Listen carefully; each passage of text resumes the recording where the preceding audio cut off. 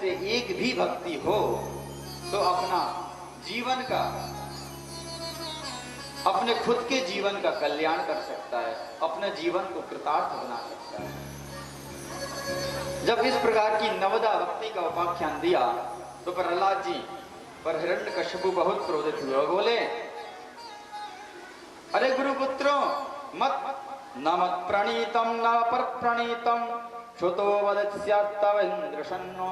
अरे गुरुपुत्र, तुमने ये सिखाया है, तुम दंड के अधिकारी हो, कहां है हमारी तलवार? जैसे ही तलवार निकाली गुरुपुत्रों को मारने के लिए तो गुरुपुत्र बोले, महाराज इसमें हमारा कोई दोष नहीं है महाराज, हमें तो लगता है ये हमने नहीं, इन्हें पैदाइशी से ईश्वर की अनुकंपा है ऐसे। हिरण्यकशिपु बोले, हमारे सामने फिर ईश्वर बोले? या तो सिर्फ हमको ईश्वर बोलो, नारायण को नहीं। बोले, निकाल दो इस पुत्र को यहां से, ये पुत्र हमारे सामने नहीं होना चाहिए, यदि हमारे सामने होगा तो इसका परिणाम बहुत बुरा होगा। प्रहलाद जी बोले, पिताजी परिणाम का फल मिले या ना मिले, होना तो वही है जो प्रभु चाहेंगे।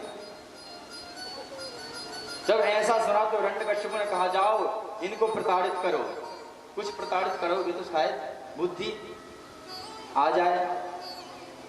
प्रहलाद जी को कांटों के रास्ते पर चलाया गया, प्रहलाद जी को खाई से गिराया गया, प्रहलाद जी को अंधेरे कमरे में बंद कराया गया, लेकिन प्रहलाद जी तो अपनी भक्ति में ही मगन हुए। उस अंधेरे के प्रकाश में भी प्रहलाद जी को नारायण के दर्शन हुआ करते थे। अब तो सब तरीका से जब हिरण्यकशिपु हार गए तब उनकी बहन आई, भागवत जी में तो नहीं है पर बात है, उनकी बहन आई होलिका। होलिका ने कहा, अरे भैया चिंता क्यों करते हो, ब्रह्मा जी का वरदान है, हमें अग्नि हमें जला नहीं सकती है, एक काम करो चिता बना दो, जीते जी हम उसको जला देंगे, हम बच जाएंगे। होलिका के लिए बहुत सुंदर, अब होलिका के लिए तो नाम था होलिका के लिए, अभी तो जाल तो बिछाया था प्रहलाद जी के लिए, लेकिन कहते हैं गड्ढा खोदोगे तो खुद गिरोगे। होलिका ने प्रहलाद जी के लिए गड्ढा खोदा, किसके लिए? भगवान के भक्त के लिए गड्ढा खोदा। तो अंत में परिणाम क्या हुआ महाराज? होलिका का दहन हो गया। प्रहलाद जी जहां अग्नि थी वहां पुष्प बन गए, अंगारों की जगह पुष्प बन गए। प्रहलाद जी अंगारे रूपी पुष्पों के ऊपर बैठे हुए हैं, भजन कर रहे हैं, नारायण नारायण। हिरण्यकशिपु को क्रोध आया, चैनकों से बोले, जाओ हमारी सभा में लेकर के आओ इसको, दुष्ट पुत्र को सभा में लेकर के आओ। सभा में लेकर के आए, सभा में आकर के बोले, प्रहलाद क्या तेरा प्रभु हर जगह है? प्रहलाद ने कहा, महाराज हरि व्यापक सर्वत्र समान है। तो हिरण्यकशिपु का मुझे दिखाई क्यों नहीं दे रहा है? प्रहलाद जी ने कहा, उनको देखने के लिए प्रेम रूपी आंखें चाहिए। और महाराज आपके पास प्रेम रूपी नेत्र तो नहीं, लेकिन क्रोध रूपी नेत्र हैं और वैर रूपी नेत्र हैं, इसलिए आपको दर्शन नहीं होंगे। तिलमिलाते हुए प्रहलाद के ऊपर प्रहार करने के लिए हिरण्यकशिपु ने तलवार निकाली। बोले, प्रहलाद क्या तेरा भगवान, तेरा ईश्वर इस सामने लगे हुए खंभा में है क्या? यदि है तो प्रकट करके दिखा, निकाल के बता। प्रहलाद जी ने कहा, अवश्य है। जैसे ही कहा अवश्य है तो हिरण्यकशिपु ने खंभे पर प्रहार कर डाला। जैसे ही खंभे पर प्रहार किया तो वहां से नर और जानवर के रूप में सिंह,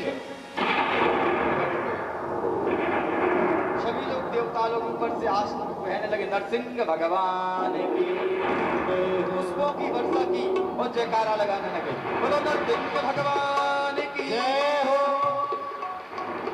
भगवान जैसे ही प्रकट हुए, क्रोध में तिलमिलाते हुए हिरण्यकशिपु को पकड़ा, दरवाजे के मध्य में ले जाकर के पैरों पर जंघा पर लटा दिया।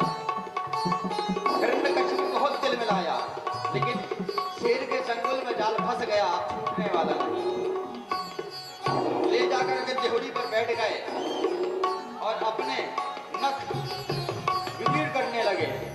हिरण्यकशिपु बोले, अरे क्या कर रहे हो? हम मरने वाले नहीं, हम तो बहुत सारे वरदानों से संपन्न है।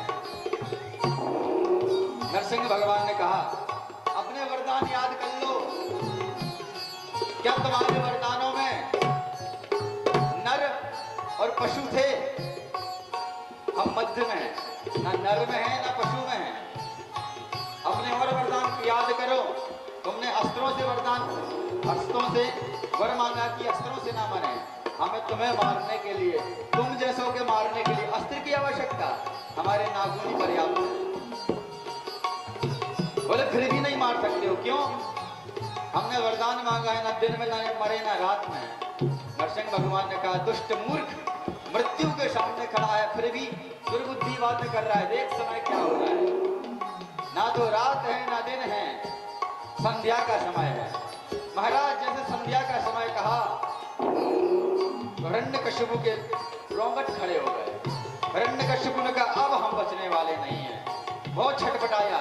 नरसिंह भगवान ने अपने नख से विदीर्ण कर दिया और हाथ डाल करके पेट में से आते निकाल करके लपेट दिया। हिरण्यकशिपु का देहांत हो गया। बोले नरसिंह भगवान की जय हो। महाराज अब तो नरसिंह भगवान का क्रोध सीमा पार कर गया, शांत ही ना हो गए। सभी देवता लोगों ने स्तुति करी, नर मनुष्य नाग किन्नर गंधर्व अप्सराएं सभी लोगों ने स्तुति करी, लेकिन भगवान शांत नहीं हुए।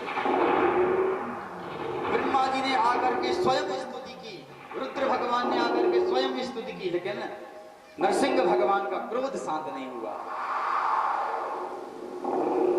अब विचार किया कि अगर भगवान को शांत नहीं करते हैं तो ना जाने क्या क्या हो जाएगा। ब्रह्मा जी ने विचार किया देवताओं ने मिलकर के कि पुरुष कितना भी क्रोध हो जाए, यदि पत्नी सुंदर शब्दों से समझा देवे तो पुरुष शांत हो जाते हैं। सभी लोग लक्ष्मी जी के पास पहुंचे। बोले देवी आज तो बहुत भयंकर, बहुत विकराल रूप में प्रभु का अवतार हुआ, अवतीर्ण हुए हैं और बहुत क्रोधित हो रहे हैं, आप ही चल के समझा सकती हैं। लक्ष्मी जी पैरों में पायल पहन करके छन छन छन छन बहुत माधुरी, बहुत प्रिय चाल चल करके भगवान के सामने पहुंची। भगवान ने दहाड़ मारी तो लक्ष्मी जी जो पूजन की थाली लिए हुई थी वहीं पर पटक करके अपने क्षीर सागर धाम पर पहुंच गई, एक ही दहाड़ में। लक्ष्मी जी बोली हमारे बस के नहीं है यार।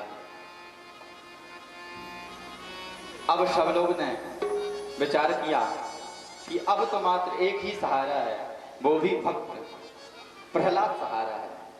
प्रहलाद को कहा कि प्रहलाद जाकर के प्रभु को समझाओ। प्रहलाद ने समझाया क्या? प्रहलाद चरणों में गिरे, और जब चरणों में गिरे तो प्रहलाद कहने लगे, प्रहलाद जब चरणों में गिरे तो आशीष, हाथ फेरा, आशीष दिया और उठा करके गोदी में बिठाया, सिंहासन पर बैठ करके। प्रहलाद से कह रहे हैं पुत्र क्या बात है? प्रहलाद ने कहा ब्रह्मा दया सुरगणा मुनयश्च सिद्धा सत्वैकतानमतयो वचसां प्रवाहे नाराधितं पुरगुणैरधुनापि पिप्नुः किं तुष्टुमर्हति शमे हरिरुग्रजाते।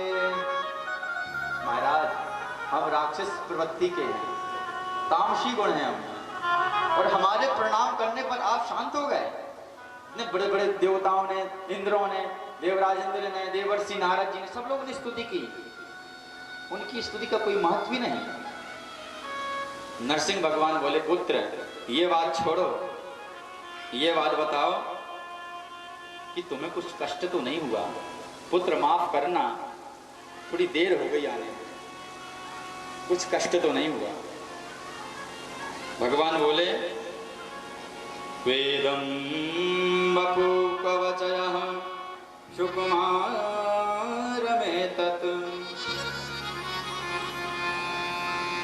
बोले कितना कोमल अंग है तुम्हारा, और इस कोमल अंग को प्रताड़ित करने के लिए दुष्ट ने कितना प्रयास किया। संतप्य भंग यदि में समय विलम्ब। बोले पुत्र हमें क्षमा कर दो, भगवान भक्त से क्षमा मांग रहे हैं, पुत्र हमें क्षमा कर दो यदि हमें आने में विलंब हुआ हो। कृष्ण कन्हैया लाल की। बहुत सुंदर भाव है। श्रवण करें सभी लोग।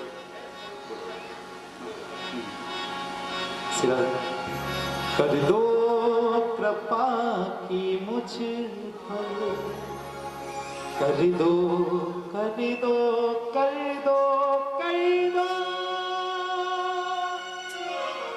कर दो कृपा की मुझ पर, एक और